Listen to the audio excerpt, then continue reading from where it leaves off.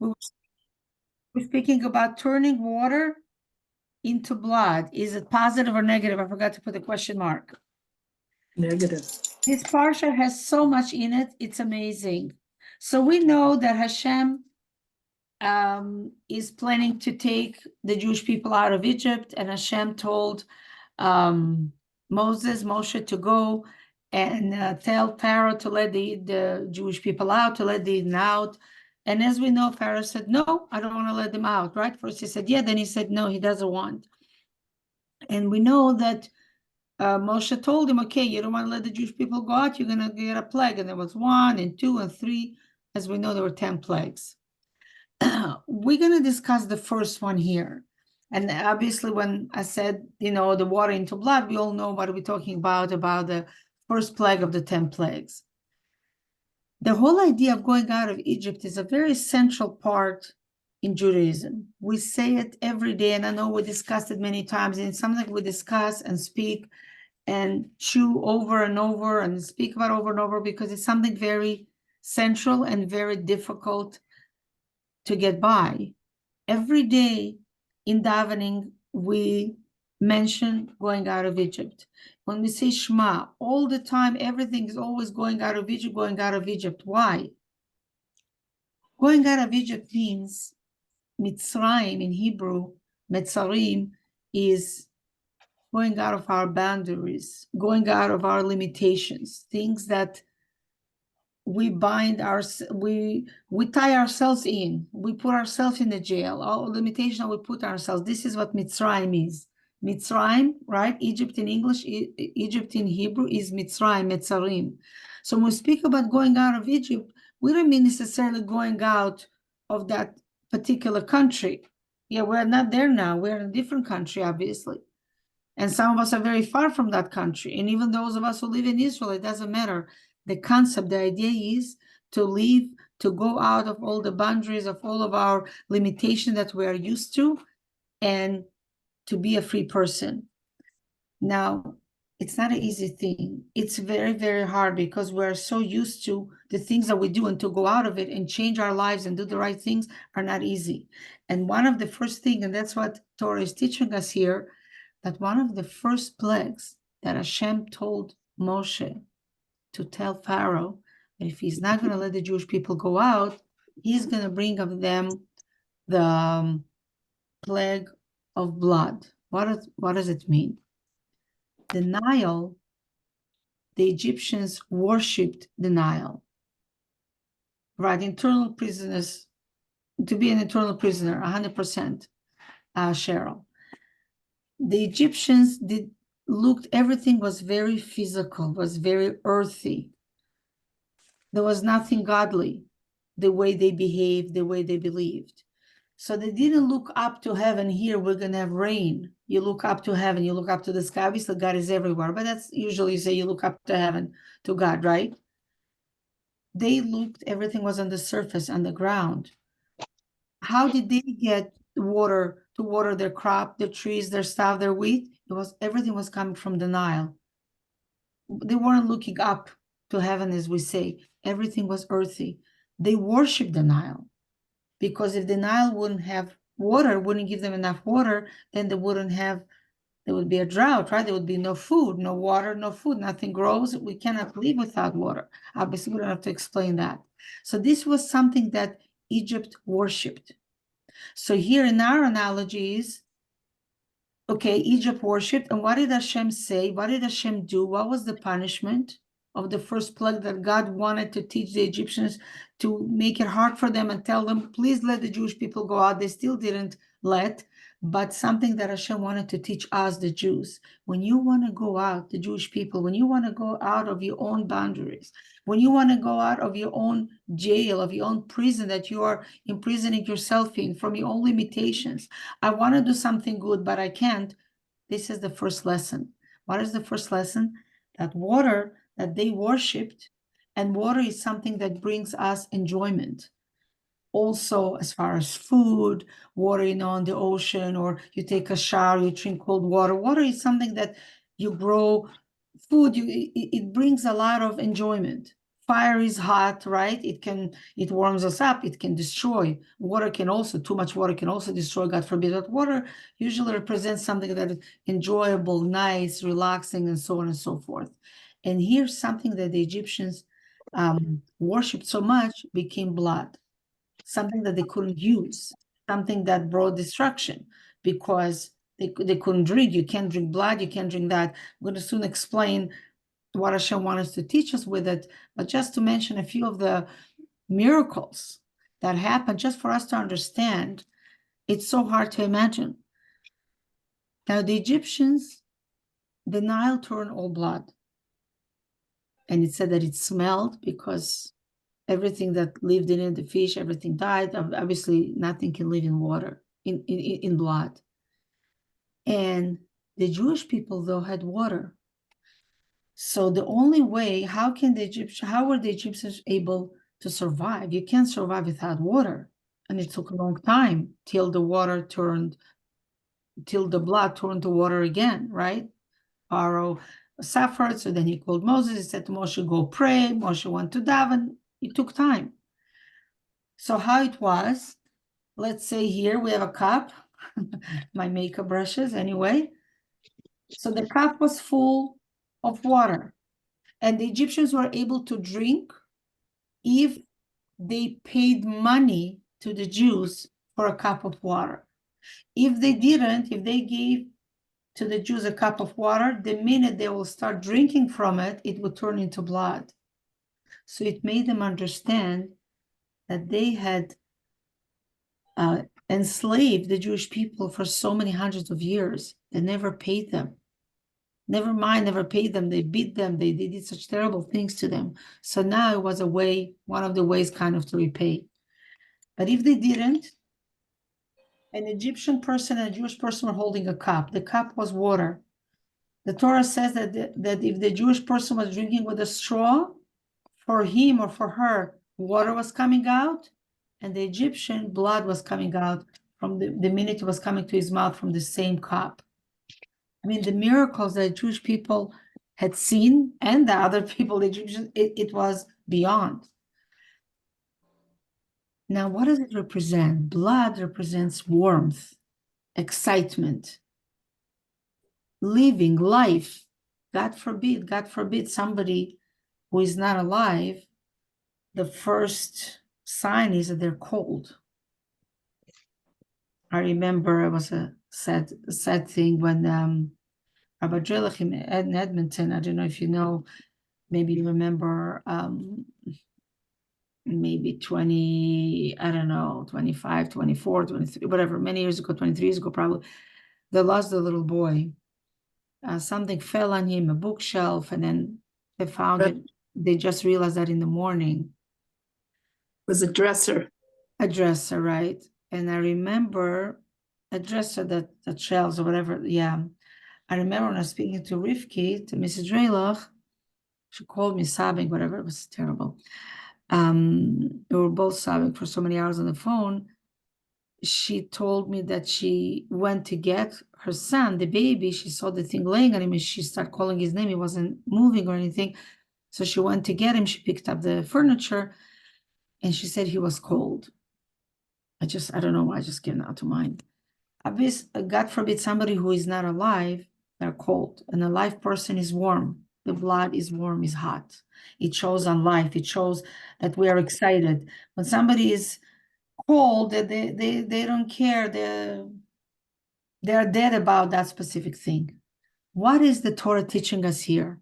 That when we want to go out of Egypt, when we want to leave our boundaries, when we want to leave our limitations, we cannot be cold like water of the Nile.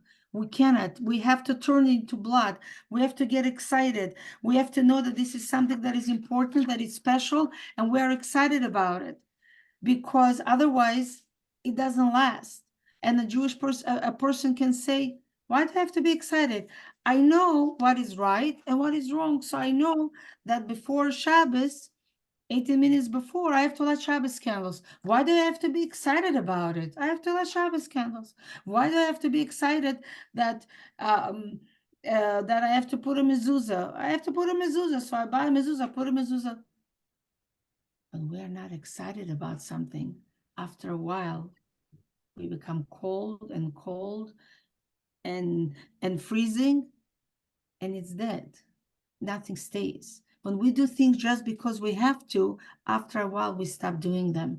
When we're excited about it, right? It's Shabbos. I'm excited. I'm going to bring so much more light to the world, especially nowadays when there's so much darkness. Never mind in Israel. So everywhere in the colleges, in this, people are, it's terrible what's going on. We don't have to repeat it because we see it every day. We hear it every day in places like United States and Canada that we never ever thought that Jewish students will be afraid to speak up. They will be afraid to walk freely. They would be told terrible things and nobody's standing for us. It's beyond. Who can, it's like 1930, God forbid. And yeah, I want to bring light. I'm going to let Shabbos class. If I'm excited about it, I'll make sure to do it early. I'll make sure that my Shabbat table is nice, a white tablecloth, or whatever color I like. Usually we put white. I have the challah. I prepare special food because it's Shabbos, and then it continues. It continues. I'm excited. When you are waiting for something, I'm waiting for a holiday. You're waiting for something special that you enjoy. You're excited about. You're not called, oh, I'm going to Hawaii.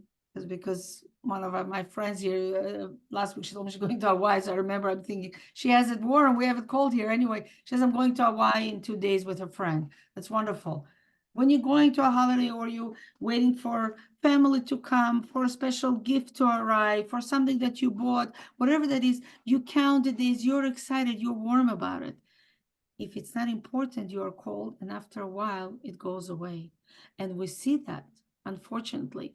People that do Torah, mitzvot, do kindness, do things that are important just because they have to. That's what my parents taught me, my grandparents. I understand I have to do it. It makes sense, but you do it like I have no choice. Are you doing it with coldness, like the Nile River? After a while, we can stop, and it goes down and down, and we see that many people stop, or they don't stop, but then the children or the grandkids stop because they didn't see that excitement. You take a prayer book. Wow, we're all going to sleep tonight, God willing. Before we go to sleep, it's so important to say the prayer of Shema, right? Shema, and the whole prayer that we say, Ribono Shel Olam, Master of the world, forgive me for everything I've done. Forgive all the people that hurt me. I forgive everybody who hurt me.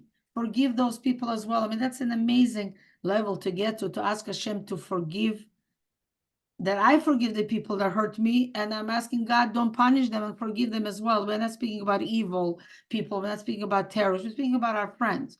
Obviously, evil and this, we don't want God to forgive them because they need to stop, and we want God to stop them from doing the bad things. They should come and they have to disappear from here and not continue, God forbid, hurting us. We're speaking about ourselves. So I can say, oh, I'm so tired. Oh, I have to say Shema, and I fall asleep. And I'm doing it when I'm in bed, half asleep. I know it by heart, right? I'm saying it for so many years. I know all of those 4 or 5 pages by heart. If I say it in bed, I'm tired. A lot of time I can fall asleep in the middle. So I made myself, usually I try to keep it, Baruch Hashem, for many years now, that when I say the Shema before going to bed, I try even not to sit in a chair unless I'm very tired, but I walk. I take the book and I walk, I face down, back and forth, then at least, and I say it loud so I can hear what I'm saying, because I'm tired and I hear, bless you, Hashem, Hashem bless me, Hashem bless, Shema, forgive us this, give us this, blessing people, whatever it is. I say the Shema and I hear because I'm excited. I said, I'm going to sleep. I'm so excited I can go to sleep, to rest after a long day. Thank God for all the blessings I had today. Thank God for all the challenges I had today. And thank God that tomorrow I'll have a better day. When I'm excited, I'll say Shema well, and I'll have a better night. I'll sleep better, and I'll have a better day tomorrow. But if I do it because, thank you, Cheryl, but if I do it because I know I have to say Shema before I go to bed. That's what I was taught. I know it's the right thing, but I'm cold. I'm doing it because I have to. I'm not doing it with excitement, with warmth. Then it's not going to have the effect on me. And when my children see me around with my grandkids and I say, oh, Kinderlach, we have to say Shema, we're going to sleep, we have to say Shema, and okay, blah, blah, blah. No, I say, no, let's sit, let's hold our hands, let's say it nicely, we say a bedtime story, whatever that is, then the children are excited. Bringing a lot of little examples that we all understand, but it's something very powerful. This was the first plague that the Egyptians got. That was the first step that the Jewish people stopped working then. During the time, the year that they were getting all the Egyptians were punished. They didn't want to let the Jewish people go out, right? So they had all the plagues. There was already a big mess up over there. So the Jews already weren't working as hard as they did before. You know, the whole enslavement kind of stopped. And we learn from it. That's how we want. If we want to go out of our own limitations, and I have a limitation that we all have all those limitations, many things that we don't like to do, good things that we don't like to do, we don't enjoy doing, and many things that we enjoy doing, and they're not the right thing. This is the first thing to teach us. This was the Egyptians, Avodah Zarah, the Egyptians' idol was the Nile, right? We don't worship the Nile. We don't worship water. We don't worship the sun. We don't worship idols, the moon, statues. We think it's silly. It's true.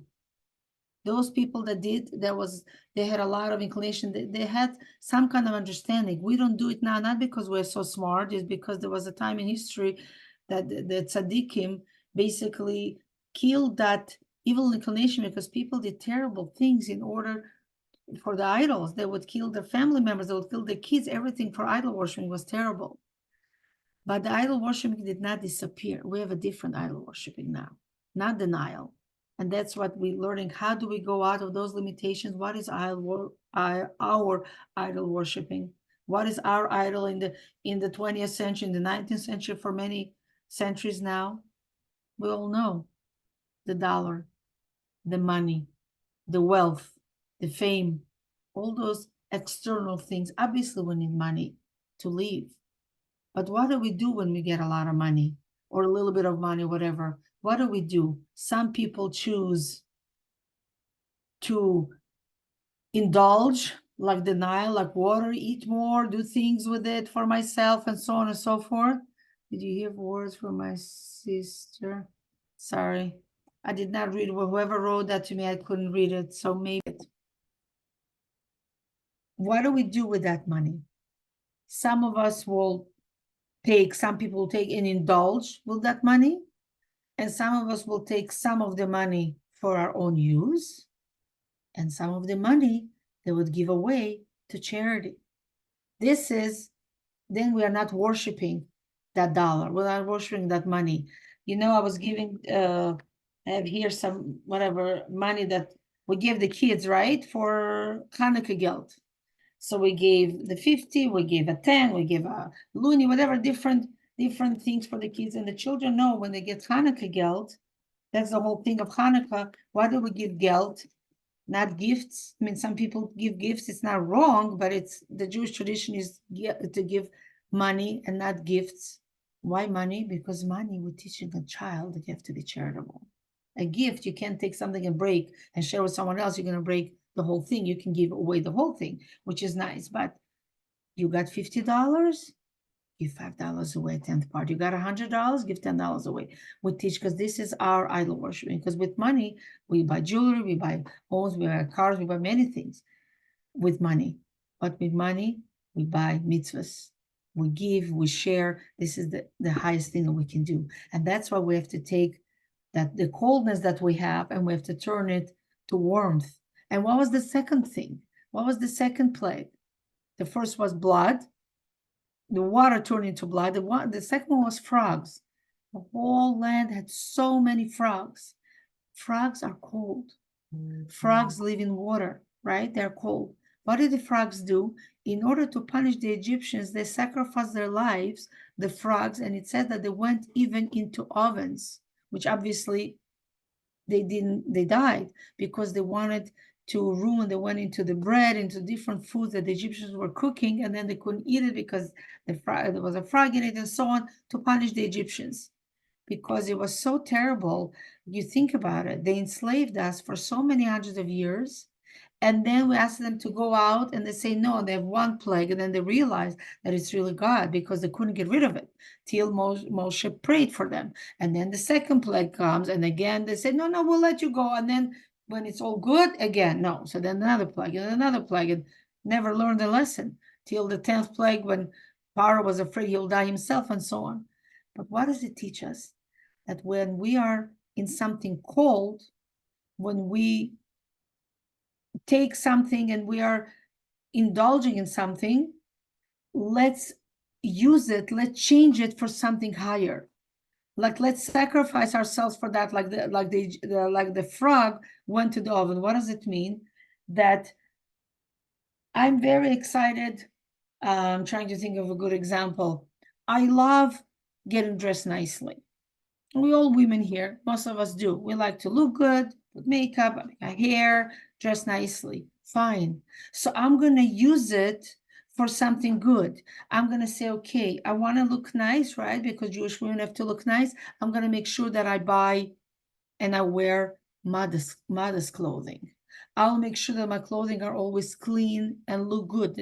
We're not talking about expensive. We're not talking about brand names and so on, but look modest, look clean and good, because when I walk in the street, when I go to shul, when I'm in a place, people know who I am. And people know I'm a Jewish woman, I'm a Jewish girl, and I should not make Hashem's name, embarrass Hashem's name and say, look at these Jewish people, look how they are dressed, look at these religious people how they are dressed. So we are nice, I'm clean. I'm doing it for a mitzvah. I'm buying something.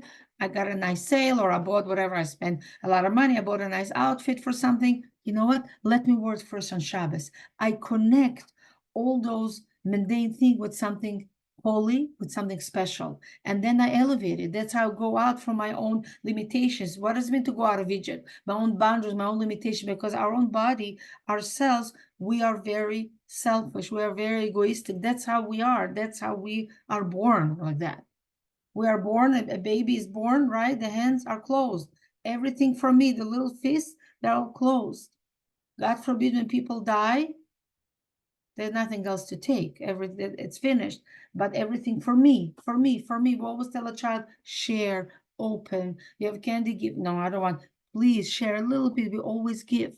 So we are born with a Yetzer Hara, with an evil inclination that is very rude and very selfish and very materialistic and just me and food. What does a baby do? A child for so many years, the first few years, it's all eating, sleeping, a bath, going to the bathroom, and it's all. Then when the child is a little bit older, we're starting to teach them, to understand music, to speak, to read, math, science. Obviously, the first thing is Torah. All those things, it takes a while. In the beginning, it's all physical.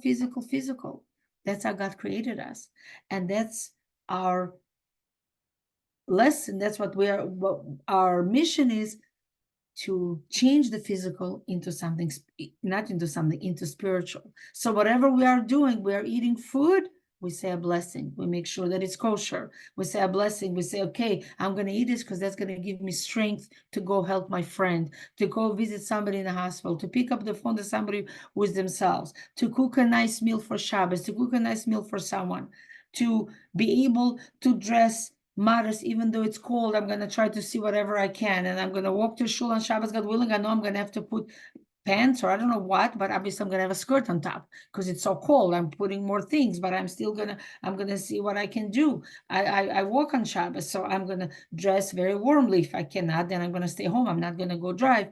I'm just giving different ideas, different examples, what we do, and that's what we're learning from here. And the more we're excited about something, we're doing it better. I keep kosher. Okay, so I go, I look, I buy something in the store, look, oh, there is a kosher sign, fine. If I really care about kosher and I see a kosher sign that I don't recognize, I take a picture, I ask the rabbi, is it a good sign? Is it a reputable sign? Because so many companies, unfortunately, just put K, and people that don't know, they think, okay, it says K. Somebody showed me the other day, it says K, just buy it. I said, no, I'm not going to buy it. Who stands behind it?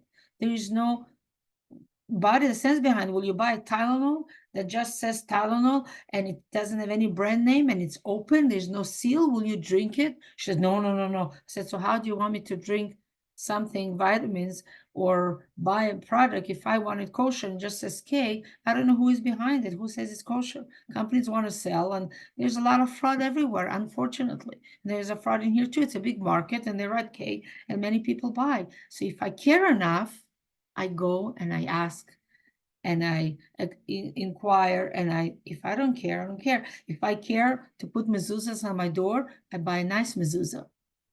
Nice mezuzot, nice handwriting are more costly. So maybe I'll buy a big one just for the front door because I can't afford all the doors, but because I care. So I'll do it in a better way. And that's why, because I'm excited about it. As I told you about my very vulnerable here about my saying Shema, because I just fall asleep. You lay in bed, you're so tired, you just fall asleep. When you walk around, you can think and you're up. One more thing that I wanted to mention about today's parsha, very interesting, and it's very much in the time that we're in now. This parsha, the parsha before also, in this part, Moshe said to Hashem, why did you hurt the Jewish people? What's going on? Why are they suffering? When he saw everything what was happening. And what did Hashem tell him? It seems like as though, God forbid, Hashem got upset, and Hashem says, look at your forefathers, Abraham, Yitzchak, and Yaakov, Abraham, Isaac, and Jacob. They didn't have an easy life. They had many, many challenges as well, and they never complained. They just took life the way it was. And you are complaining. It's a shame of those who were before, like as though Hashem was reprimanding Moses or something, as though, God forbid. That's how we can look at it. Let's understand it. Hashem revealed himself to Avram, Yitzchak, and Yaakov in a different way, in Kel Shakai, it's different names of Hashem. Not in a level that Hashem revealed himself to Moshe. Avram, I'm speaking a lot of Hasidus Kabbalah, I'll try to explain a little bit. Avram, Yitzchak, and Yaakov, they work more with the midot. Midot means with their, how do you say it in English? With the attributes, with their feelings, right? It was more how they felt. They wanted to do the right thing with their heart. Moshe represented Chokhmah Dikdusha. Moshe was not just that he was a very smart person. Obviously, they were also very smart, but he represented a very high level of spiritual Gdusha. Very, very high. He went more with his understanding. And it was very hard for him to understand it. He couldn't do things if he didn't understand it. So God didn't mean to say something bad. When Hashem speaks about an animal that is not kosher in the Torah, it will say not many times unpure animal says an animal that is not tahor, that is not pure, lo tehorah.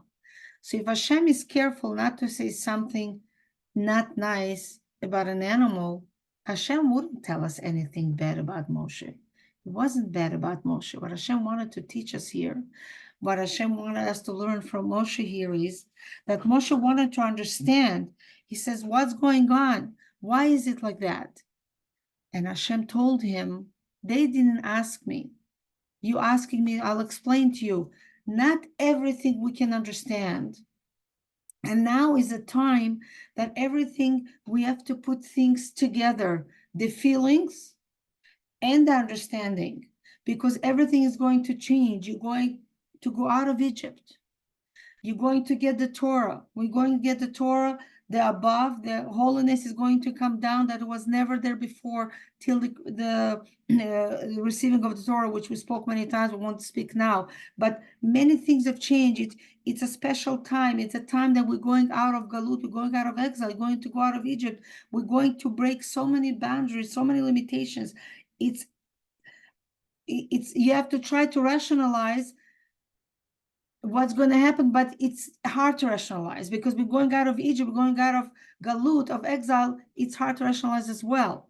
So it's something that Hashem told Moshe that we have to learn now. We live in a time But the Rebbe is telling us we have to scream, we have to cry, we have to tell Hashem why. That's what Moshe said. Moshe didn't mean, I don't believe you. He knew that's what Hashem did, but he said, Hashem, why is it happening? So with that we believe and we understand that whatever Hashem is doing, we believe that Hashem will take us out of Galut. We believe that the good times are coming very soon, but with that, we have to ask why and cry and ask to demand from Hashem should stop, that we want Mashiach now. So it's two things. That's what Moshe was telling to Hashem, why aren't you doing it? Not Moshe didn't believe, sure, Moshe believed, Moshe knew, but Moshe had asked.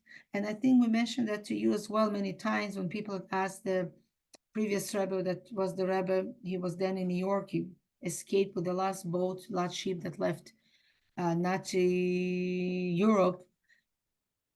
And he survived, but his daughter and one of his daughters, son-in-law, did not survive. As we know, they were burnt in Treblinka, and so many people suffered then.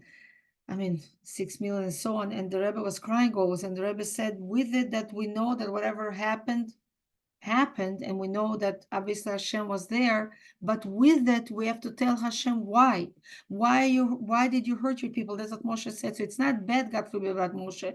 Hashem, every story that we have in the Torah is because we have to learn from it. There's so many things that happen in Moshe's life, so many things that happen in Avraham, Yitzchak, Yaakov, Sarah, Rivka, Rochel, Leah. You think everything that is in the Torah, that's all what happened through their life? Obviously not. There's so many incidents over there. The ones that we learn about, the ones that we know, the ones that God chose to write in the Torah is because we want to learn. So it's not, God forbid, that Moshe didn't believe. He says, oh, why did you hurt the people? We'll learn from it that with the same time that we believe and we know Hashem will take us out of Egypt, Hashem will take us out now from the Egypt that we are in now, from all the terrible things that we suffered, and God forbid we should not suffer more for all the terrorism around the world, and so on and so forth, in Israel and so on. We believe, we know, Hashem, we know you're bringing the Geulah, you're bringing the redemption, but with it to cry, please stop and ask Hashem to forgive us and ask Hashem to bring us the ultimate good. Today is Rosh Chodesh. I'm sure all of us know, or if we didn't, you look in the calendar, it's Rosh Chodesh Shvat. Tonight is already, Chodesh is out, but it's Rosh Chodesh. Rosh Chodesh was the day that Moshe Rabbeinu had translated. It's about 37 days before he passed away, because today is Shvat, the month of Shvat, is the first day of Shvat, and Adar is the next month, and on the 7th of Adar, Moshe Rabbeinu had passed on. So it's about 37 days or so before his passing, and he had translated the Torah into 70 languages. This is huge. What does it mean? That he brought the Torah from up there, from the highest level, from the holiness, from the wisdom of God, he brought it to this world to 70 languages that everybody should be able to understand. And it's very, very special because this month, it's Rosh Chodesh Shvat, is the 10th of Shvat. The 10th of Shvat was the day that the previous Rebbe had passed on, 1950, and the Rebbe became Rebbe. And the previous Rebbe was the first Rebbe that wrote, translated, not just the Torah, but the Hasidus, Kabbalah, Hasidism into English, into Yiddish, into languages that everybody should be able to understand. The people that don't understand Hebrew are still able to learn. So he brought it more accessible to us. So it's amazing how it ties in, and this parsha of Va'era is always during Rosh Chodesh Shvat. The first day of Shvat is always during this time as well. So it's amazing how the Rebbe brought it down, and Moshe translated the Torah. So we have a lot of energy, girls. We're gonna wish good Chabad to everyone. We have a lot of energy that we're learning from this week's parsha. Many, many lessons. One of them is we spoke so much about turning the coldness into hot. Whatever, all the good things that we're doing, we should not just do it all because I have to, with excitement. And sometimes we don't have the excitement. We are tired, we are upset, we read news that were very, very bothering, and we're thinking like, why we have to be bitter, but not sad. To be bitter, say, Hashem, why? Please stop it. Bring us Mashiach. We deserve better. Save all the people. Give us more miracles.